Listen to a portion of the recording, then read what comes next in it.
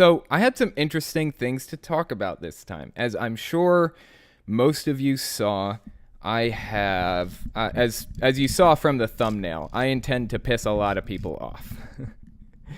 This is a subject that I don't really get into at all on my YouTube channel.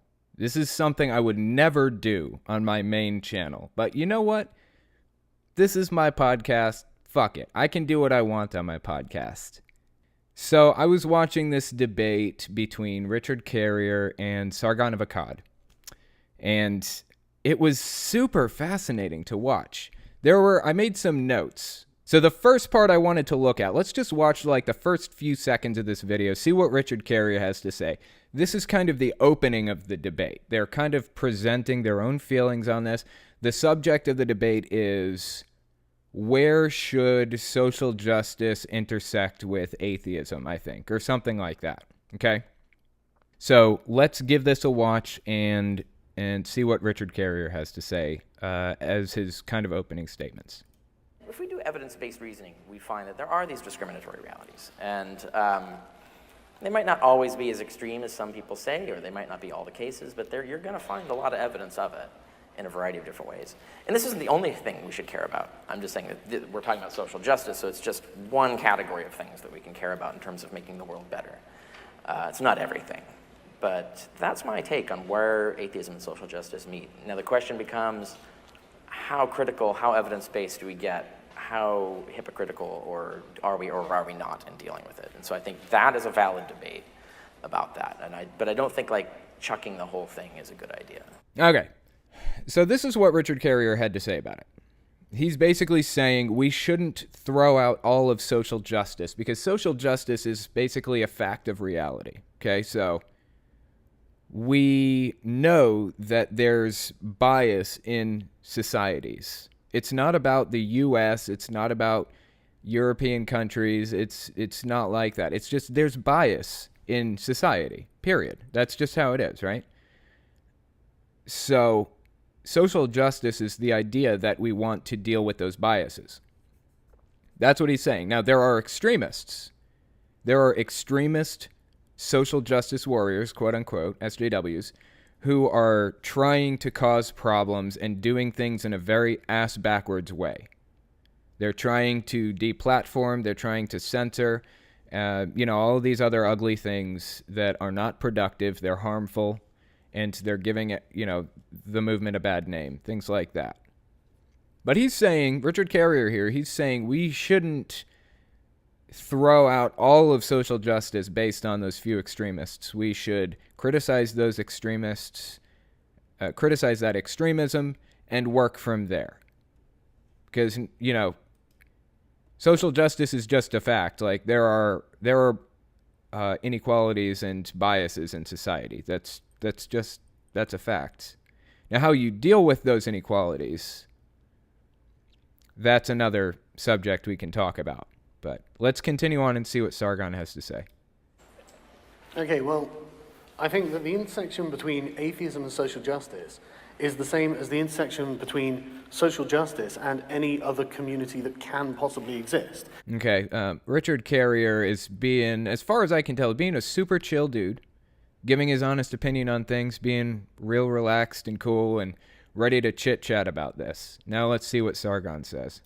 It is an outright car crash, and everyone hates it, and they want you to go away. Right? He's almost inciting, he's almost getting the crowd riled up, getting the crowd on his side and getting them wound up and upset almost. And I'll tell you exactly why, too. Because you're sat there going, well, I think we should be compassionate. Well, you can't make compassion compulsion. You can't. Okay, you can't make compassion compulsion. That's an interesting point. I'm going to get to that in a minute. For the moment, I'm going to move on and just skip to 232 because that you can't make compassion compulsion.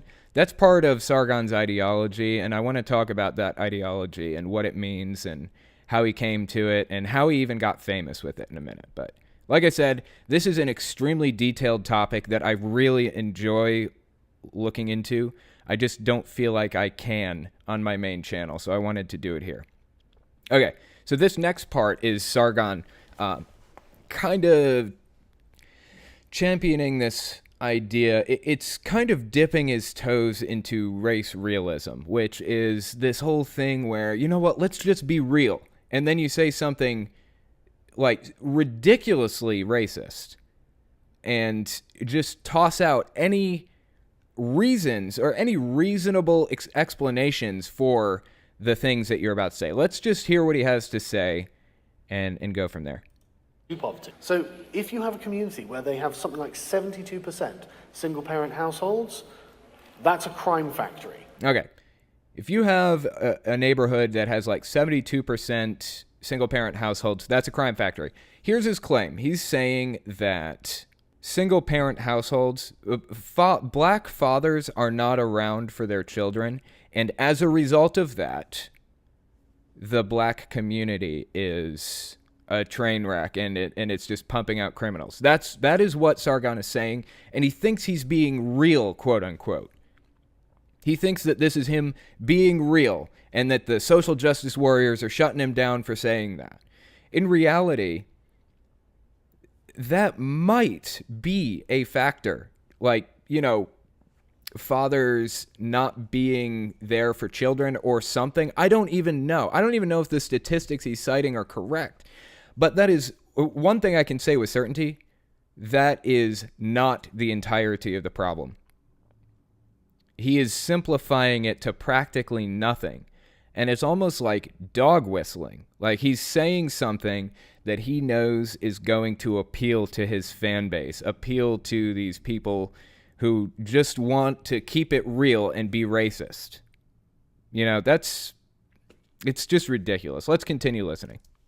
I agree. That's a problem. Yes, it's amazing. Okay, if that is a problem, if that is part of the problem where fathers aren't around for their children, that's something that we should address. Richard Carrier's right, Sargon's right. But I guarantee you that's not the only thing. And if it is a massive factor in reality, we need to find a way to address it, not blame, not get on these people and say, stop fucking up, get it together, and stop being fuck-ups in general. We need to find a way to rise people out of poverty, rise them out of these situations, because they're in the situation. Let's figure out how to make it better for everybody instead of blaming people. Problem. Yeah. But racism didn't cause that. Racism didn't cause that.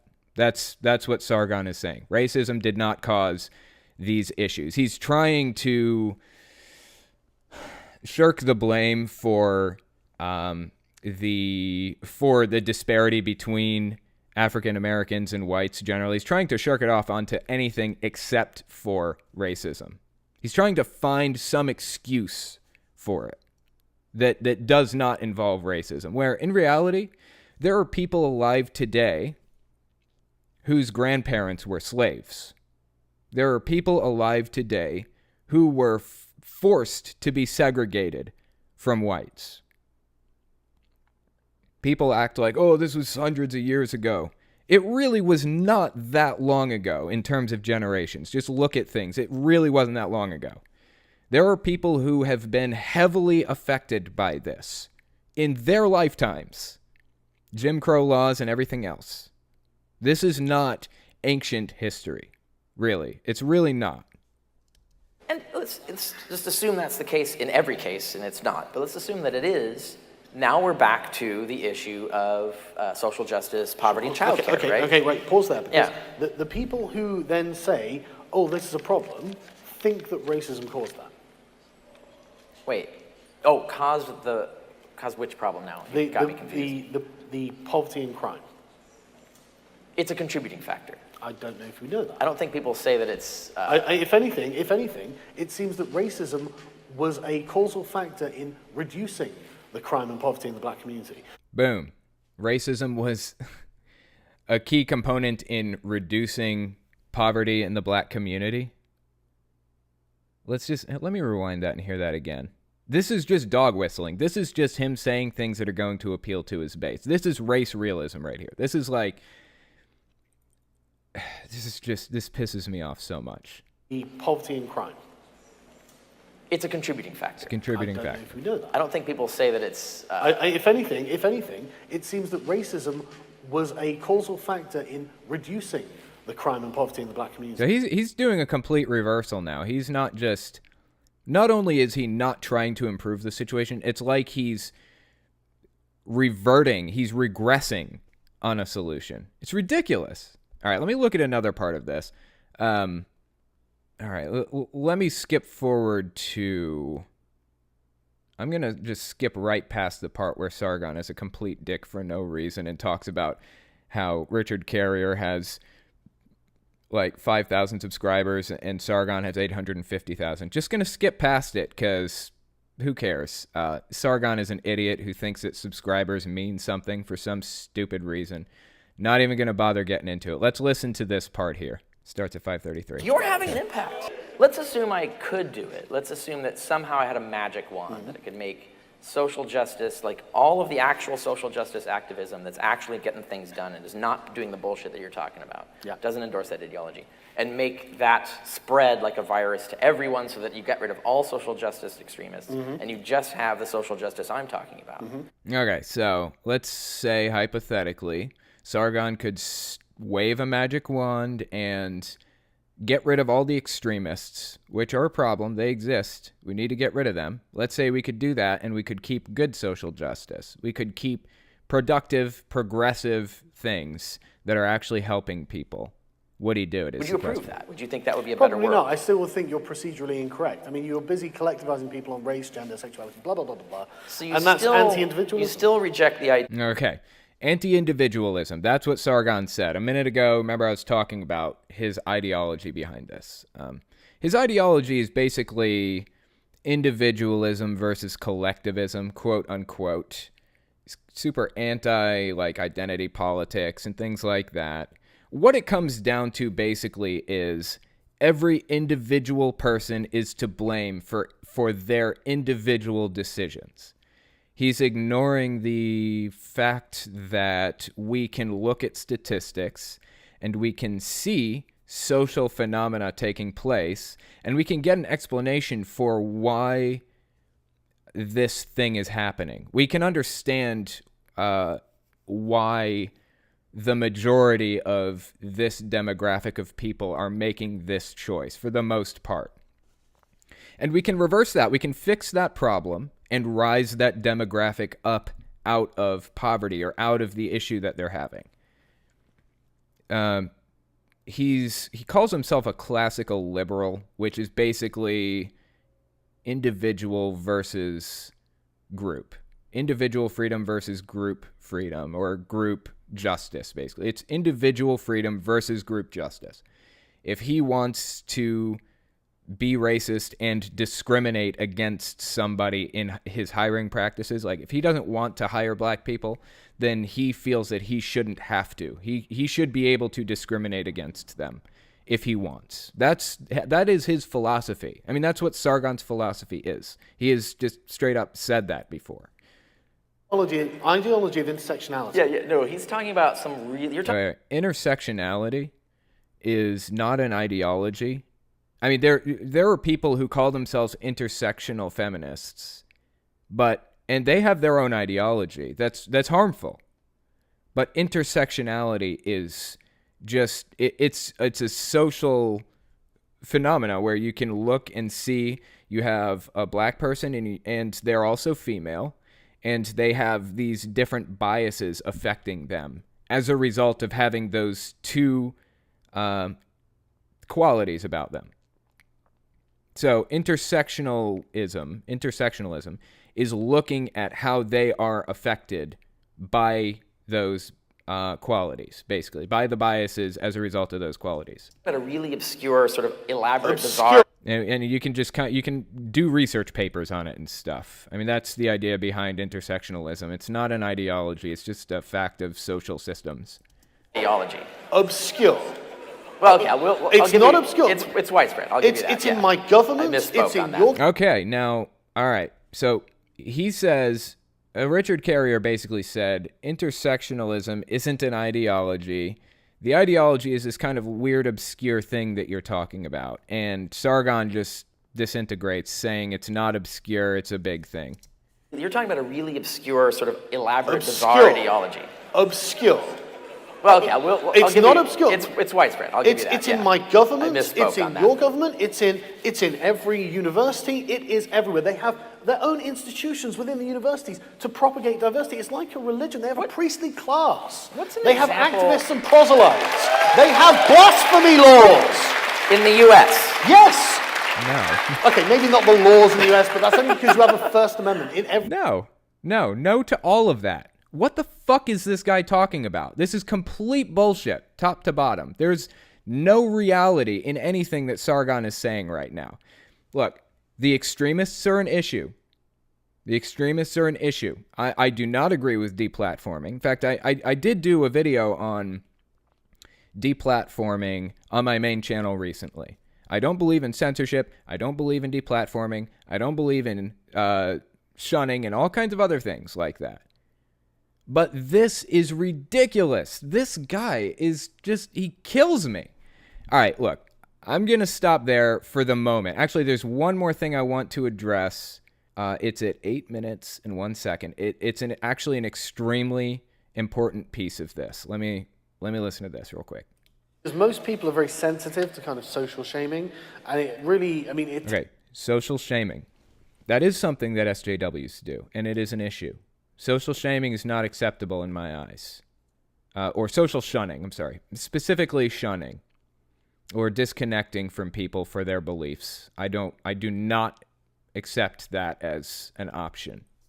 It takes a lot to push a person to the point where they say, I don't care what my peer group thinks. I mean, that is a hell of a thing to do. Are we getting there? Yes, I think so. I think we're definitely on our way. But I mean, like, you know, mockery is a great, you know, it's always the great leveler. For anyone who comes along and seeks to declare how you have to live your life, if you have the freedom to mock them and they're mockable, you should probably do it. No, you shouldn't. Mocking is not helpful. Mocking is not the best way to do things. What the fuck is he talking about? Why is he advocating mocking people? That is not helpful. That doesn't help anybody. That makes them put their guard up and completely shut down. From that moment on, they're not going to listen to what you have to say. Suddenly, the conversation is no longer productive. And everybody's going to see you as the piece of shit that you are for mocking people. You should not mock people. That is what I've built my entire YouTube channel off of. Do not mock people. Don't harass or bully or mistreat people, like Jehovah's Witnesses who come to your door.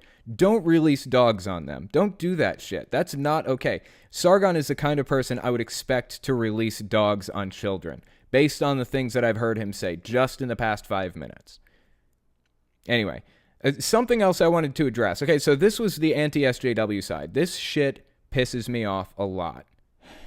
All right, so we've addressed the anti-SJW side. I wanted to take a look at the SJW side. So there are some people, Steve Shive's famous SJW, and some others. Dusty Smith, you know, Cult of Dusty, he's been getting into like kind of some SJW stuff a little bit lately. And it's been a little bit concerning to me. I believe in social justice. Look, there are biases in society, and I hope to correct those biases.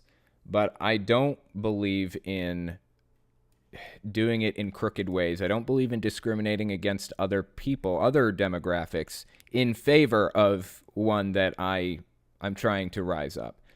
I don't believe in censorship. I don't believe in deplatforming, those types of things. It's extremist, black and white, us versus them, in-group, out-group thinking. So let's just take a quick glance, take a gander through Dusty Smith's Twitter feed and see what he has to say. The reason you shouldn't be friends with shitheads is because it's important to make them pay a social penalty for being shitheads. By continuing being friends with them, you don't make them pay this penalty, and thus they believe their actions are acceptable. Peer pressure works. No, that is not acceptable. That's not an acceptable solution, Dusty. That is basically what amounts to shunning. That's social shunning. And I don't accept it. I've been through that. That is actually extremist behavior.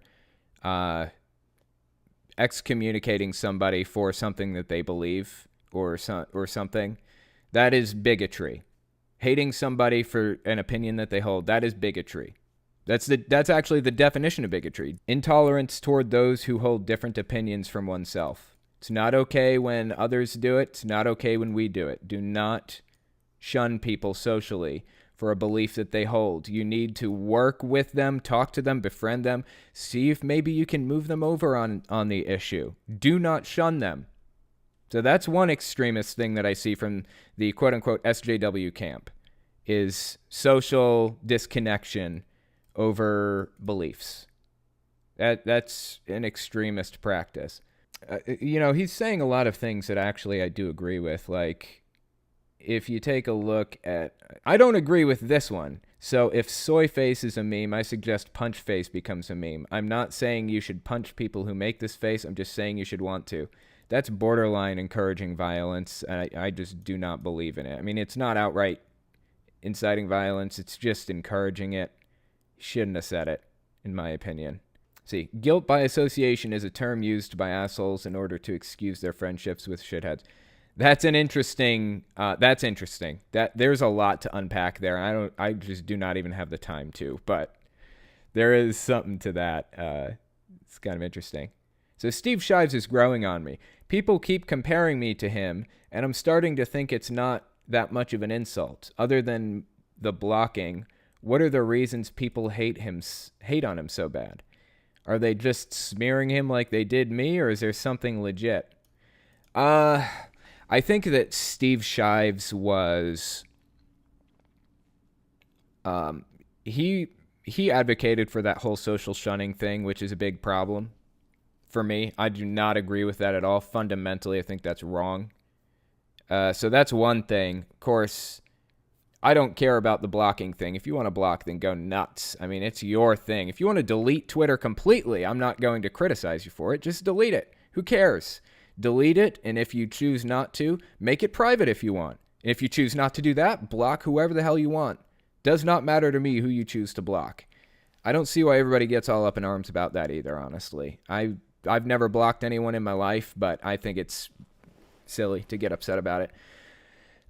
Another reason I think that they get upset about him is he was in favor of deplatforming a lot of people, and he called a lot of people sexist who weren't sexist and racist who weren't racist. It's kind of a black and white thinking type of thing going on with him. Like I said, I have no issue with the guy, honestly. I don't hate anybody for their beliefs, period. I have sympathy for people who have outrageous, terrible, horrific beliefs. I would like to see them moved over on the issue. I don't hate anybody for anything. That's the thing. That's what separates me from SJWs and anti-SJWs, really, is I'm willing to befriend anybody, talk it through with them, and see if maybe we can move them closer to rationality. I'm not going to shun anybody over anything, basically. You can't socially shun people. That's not a good, productive way to do things. That's not helpful. That's extremist behavior. You need to talk things through with people.